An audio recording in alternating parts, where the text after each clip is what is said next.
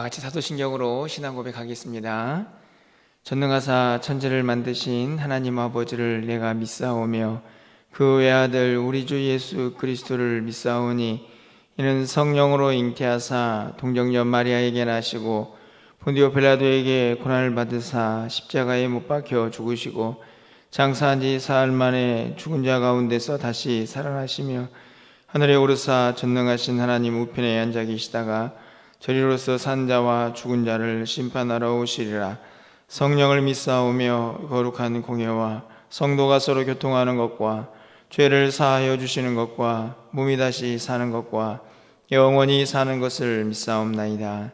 아멘. 우리 찬송가 292장 찬양드리겠습니다. 292장입니다.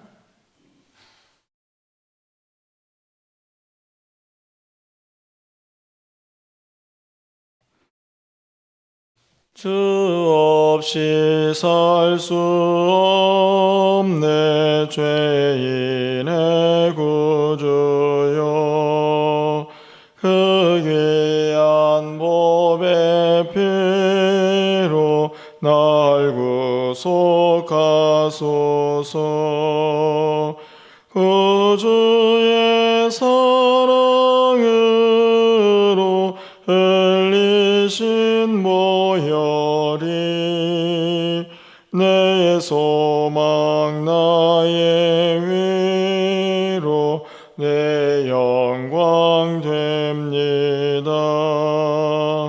주 없이 살 수 없네 나 혼자 못 서리 힘없고 부족하며 지혜도 없도다.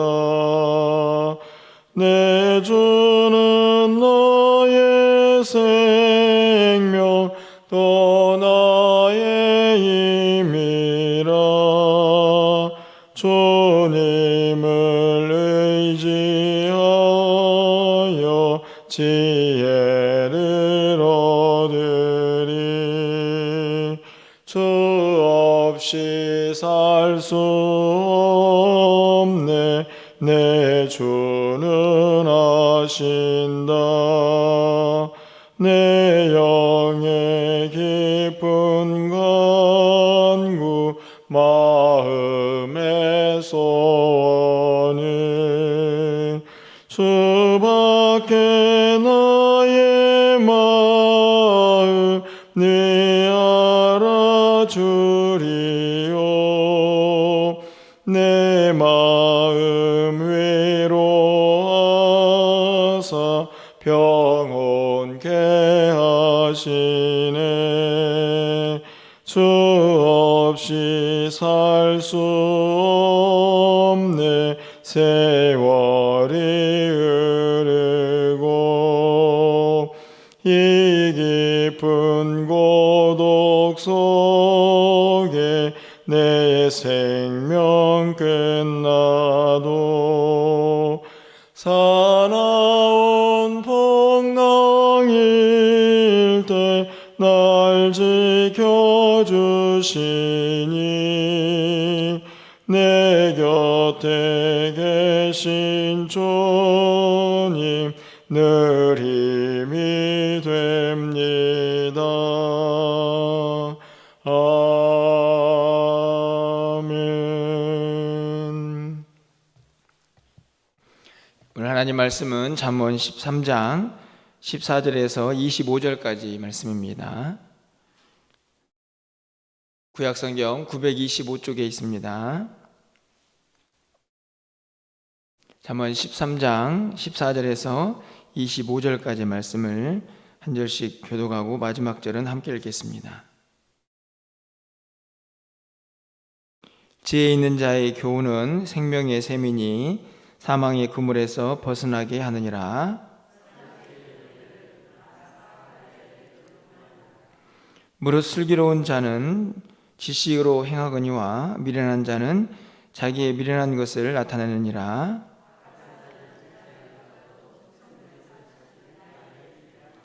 훈계를 저버리는 자에게는 궁핍과 수욕이 이르거니와 경계를 받는 자는 존영을 받느니라.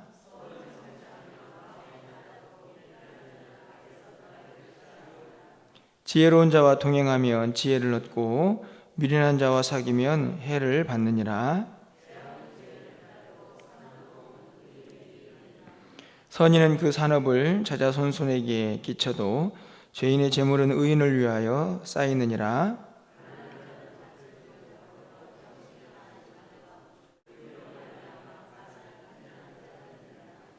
매를 아끼는 자는 그의 자식을 미워함이라. 자식을 사랑하는 자는 근실이 징계하느니라. 의인은 포식하여도 악인의 배는 줄이느니라. 아멘.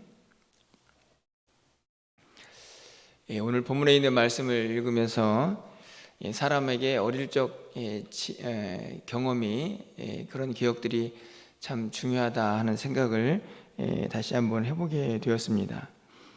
오늘 본문에 있는 이 14절 말씀에 보면 생명의 샘이라는 그런 문구가 등장을 하죠. 제가 언젠가도 말씀을 드렸는데 저는 이 샘이라는 단어를 생각할 때마다 어릴 적에 제가 경험했던 그 경험들이 항상 떠오르게 됩니다. 시골에서는 이 상하수도 시설이 잘 되어 있지 않은 그런 시기가 있었는데요. 당연히 그 당시에는 이제 우물을 가지고 사람들이 먹을 물을 또 이런저런 생수를 그렇게 얻었던 기억이 납니다. 제 기억으로는 제가 몇 번 정도 우물에 내려가서 우물 청소를 했던 기억이 나는데요.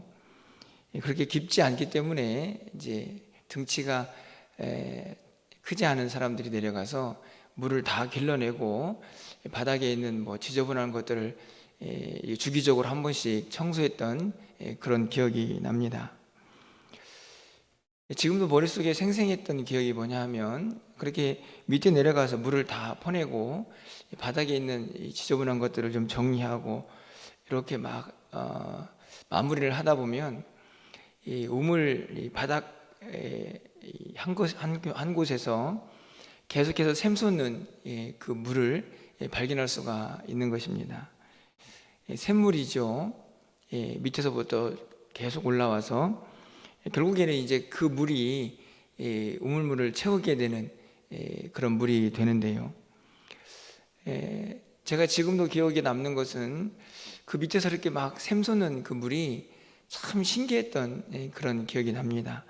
어디에서 이렇게 물이 솟아나나 하는 그런 신비로움을 가졌던 지금이야 그렇게 남다른 그런 기억으로 기억되지 않을 수도 있겠지만 어린 저에게는 그렇게 솟아나는 샘물이 참 기억에 남는 일로 그렇게 머릿속에 새겨져 있습니다. 오늘 본문에 보면요, 생명의 샘이라는 그런 문구가 등장을 하죠. 이 생명의 샘이라는 이 문구도 어떤 면에서 끊임없이 솟아나되 그것이 마치 그 우물을 통해서 많은 주변에 있는 사람들을 먹이고 또 살렸던 그런 샘처럼 오늘 이 생명의 샘도 그렇게 누군가에게 좋은 영향력을 끼치는 누군가를 살리는 그 물로 계속 작용이 되고 있다 하는 생각을 갖게 됩니다. 14절 말씀을 다시 한번 좀 가서 보시면요, 지혜 있는 자의 교훈은 생명의 샘이니 사망의 그물에서 벗어나게 하느니라.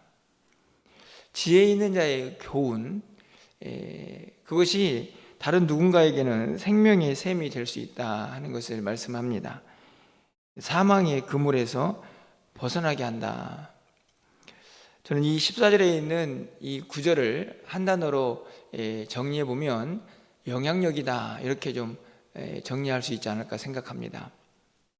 지혜 있는 자의 교훈을 받아들이면 그 교훈이 누군가에게는 생명의 샘처럼 사망의 그물에서 벗어나게 하는 선한 영향력으로 작용할 수 있다 하는 것을 오늘 본문이 우리에게 가르쳐 주지요.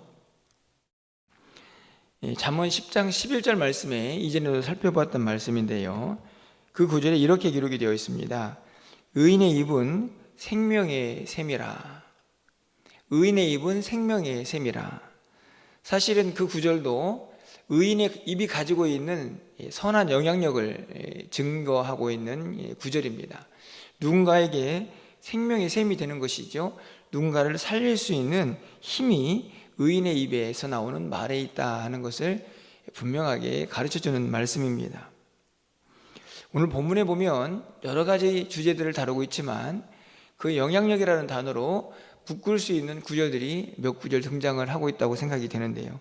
여러분 15절 말씀을 좀 가서 보십시오. 15절 말씀을 가서 보시면 오늘 본문입니다. 선한 지혜는 은혜를 베푸나 사악한 자의 길은 험하니라. 여기서 말하는 선한 지혜, 지혜가 은혜를 베풀 수는 없겠죠. 그 지혜를 가진 자가 은혜를 베푸는 것일 것입니다.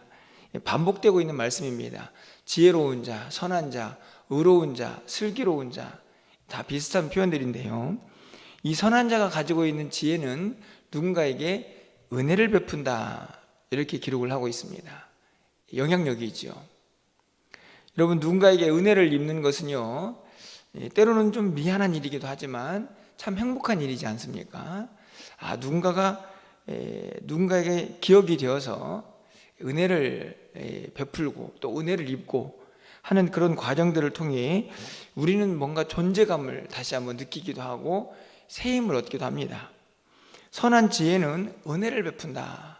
그러니까 누군가에게 은혜를 끼치게 된다는 말씀인데요.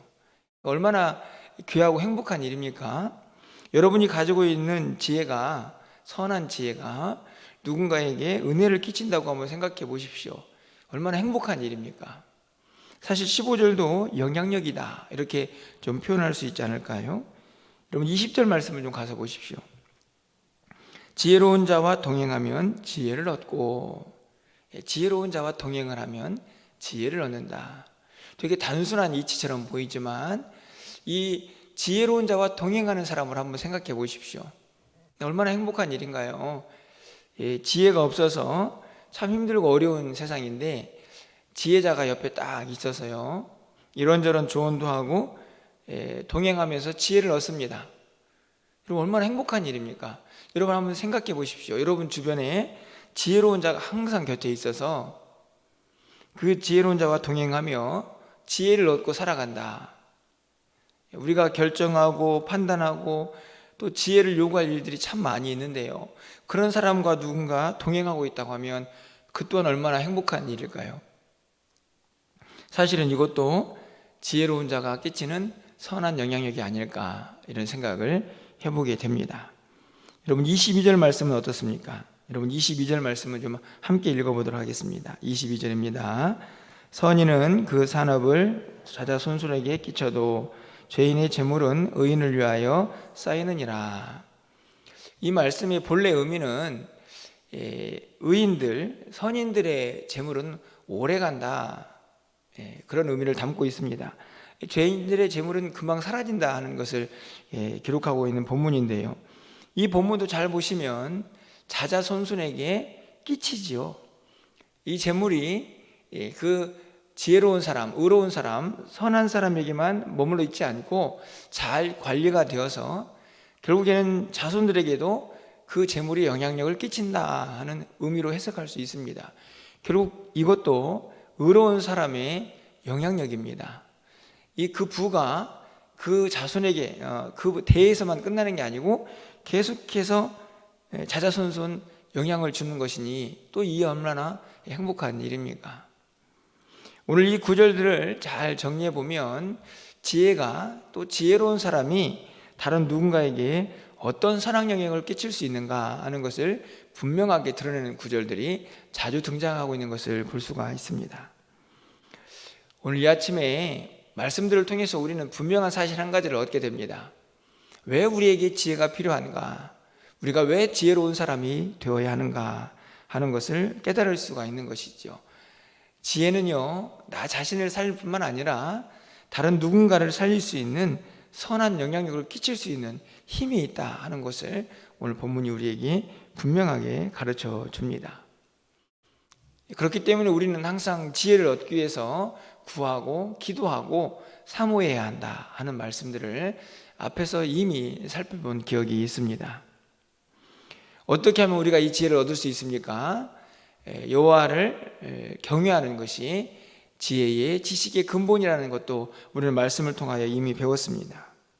그런데 앞으로 살펴볼 말씀이지만 잠언 14장 27절 말씀을 좀 가서 보십시오. 잠깐 앞으로 나가서 이 구절을 한번 살펴볼까요? 잠언 14장 27절 말씀, 그리고 오늘 우리가 읽은 14절 말씀을 좀 한번 비교하면서 읽어보시길 바랍니다. 제가 잠언 14장 27절 말씀을 읽습니다. 여호와를 경외하는 것은 생명의 샘이나 생명의 샘이니 사망의 그물에서 벗어나게 하느니라. 여러분 어떠신가요?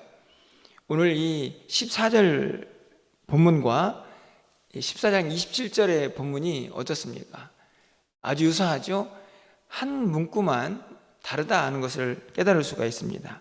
오늘 14절 말씀은 지혜 있는 자의 교훈은 이 주어가 되고요. 잠언 14장 27절은 여호와를 경외하는 것은 이 주어가 됩니다. 뒤에 있는 문구는 동일하죠. 생명의 샘이니 사망의 그물에서 벗어나게 한다. 그러면 어떤 말씀입니까? 여호와를 경외하는 것이 결국 지혜 있는 자의 교훈이 된다. 결국 지혜는 여호와를 경외하는 것에서 나오고 그 지혜를 얻은 사람은 사망의 그 그물에서 벗어나게 한다 하는 것을 분명하게 말씀을 하고 있습니다. 이 두 구절을 비교만 해보아도 우리가 꼭 필요한 이 지혜를 누구로부터 얻을 수가 있는가 하는 것을 분명하게 우리가 깨달을 수가 있는 것이죠. 여호와를 경외하면 우리에게 지혜가 생기고 그 지혜를 얻으면 그 지혜로운 사람은 다른 누군가를 생명의 그물에서 사망의 그물에서 벗어나게 하는 생명의 샘이 될 것이다 라는 약속의 말씀입니다. 오늘 이 생명의 샘이라는 구절과 요한복음에서 예수님께서 수가성 여인에게 한 말씀을 좀 이렇게 비교해서 생각해 보려고 합니다. 요한복음 4장 14절 말씀이죠. 내가 주는 물을 마시는 자는 영원히 목마르지 아니하리니 내가 주는 물은 그 속에서 영생하도록 솟아나는 샘물이 되리라. 예수님께서 수가성 여인과 대화하는 중에 하신 말씀입니다. 내가 주는 물은 내 속에서 영원히 솟아나는 영생의 생명수가 될 것이다 라는 약속의 말씀이죠. 분명히 그 말씀은 우리의 영혼의 갈증을 해결하는 영생의 생명수가 될 것을 말씀을 하고 있는데요, 그것이 영원토록 솟아날 것이다 라는 약속의 말씀입니다. 그런데 오늘 이 14절에 있는 생명의 샘과 비교해 보면 결국 이 영원토록 솟아나는 이 생명의 샘도 결국 예수 그리스도로부터 우리가 얻을 수 있다 하는 사실을 깨달을 수가 있는 것이죠. 주님을 의지하는 자에게 영원토록 솟아나는 생명의 샘이 임하게 되어서 자기 자신의 영적인 갈급함을 채우게 될 것입니다. 해소하게 될 것이죠. 뿐만 아니라 그 차고 넘치는 생명수를 통해서 우리는 또 누군가의 영적인 갈급함도 채워주게 될 것이라는 이 말씀을 우리가 기억하게 됩니다. 결국 우리에게 필요한 이 지혜에 또 누군가를 살릴 수 있는 생명의 샘은 누구로부터 얻어지는 것입니까? 바로 하나님으로부터, 예수 그리스도로부터 우리가 그 샘을 얻을 수 있다는 사실을 분명하게 말씀하고 있는 것이죠. 오늘 우리가 찬송가 292장을 불렀습니다. 2절 가사에 이렇게 찬양을 하고 있네요. 주 없이 살 수 없네 나 혼자 못서리 힘없고 부족하며 지혜도 없도다. 내 주는 나의 생명 또 나의 힘이라 주님을 의지하여 지혜를 얻으리. 이 찬양도 분명하게 우리에게 지혜의 근원은, 우리에게 이 생명이 되는 샘물은 어디에서부터 얻을 수 있는가 하는 것을 분명하게 가르쳐 줍니다. 주님을 의지하여. 여러분 오늘 한 날, 오늘 우리에게 얼마나 지혜가 필요한가, 이미 말씀을 통하여 우리는 그것을 잘 깨달았습니다. 그리고 그 지혜를 어떻게 얻을 수 있는가도 말씀은 우리에게 가르쳐주고 있습니다. 지혜가 필요합니다. 또 지혜로운 사람을 이 세상은 너무나 필요로 하고 있습니다. 여러분 오늘 새벽에 기도하실 때는 하나님 우리에게 지혜를 주십시오. 그리고 그 지혜를 통하여 또 누군가에게 선한 영향력을 끼치면서 그들에게도 생명의 샘이 될 수 있는 우리의 삶이 되게 해달라고 여러분 기도하실 때에 우리에게 이미 지혜를 약속하신 그 하나님의 은혜가 임하게 되어서 오늘 그 지혜를 가지고 한날을 살아갈 수 있는 힘이 우리 모두에게 임하게 될 것입니다. 오늘 이 약속의 말씀을 붙잡으시고 함께 기도하시면서 이 지혜를 얻으시기를 바라고, 또 오늘 한날 여러분의 곁에도 여러분과 함께하는 지혜로운 자가 동행하여 또 그 힘을 함께 얻을 수 있는 귀하고 복된 한날이 되시기를 주님의 이름으로 축원합니다. 기도하겠습니다. 사랑의 하나님 감사합니다. 지혜에 관한 말씀을 계속해서 살펴보고 있습니다. 이 지혜가